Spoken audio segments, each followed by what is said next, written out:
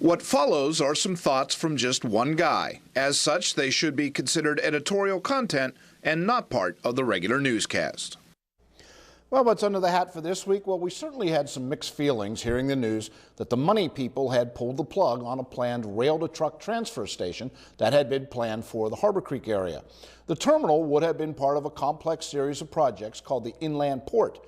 It had the goal of transforming the local economy by tying together the region's rail, truck, and shipping assets. With more shippers moving to containers, the idea of seamlessly moving those containers from ship to truck has a lot of appeal, so much so that private dollars attached to the Harbor Creek site rather quickly. Now, I live near that proposed terminal site, and I can tell you firsthand that the negative reaction from neighbors came early and often, painting the project as adding to the noise and lighting issues in the area and swamping Walbridge Road and Buffalo Road with dozens of trucks each day.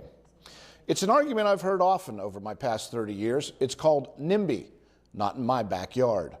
Now, there's certainly enough blame to go around here. The developers saw this as such a no-brainer that I think they were honestly shocked that the din grew so loud it backed the money people off.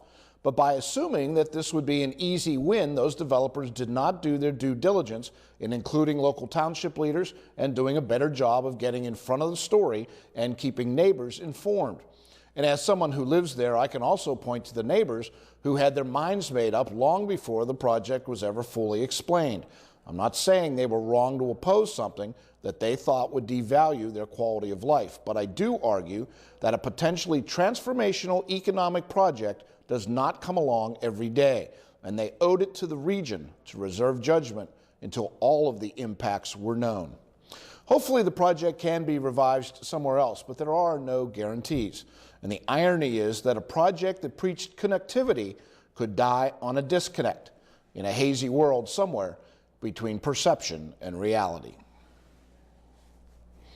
If you didn't catch all that and would like to hear it again or comment on what you did hear, go to WSEE.TV/thoughts.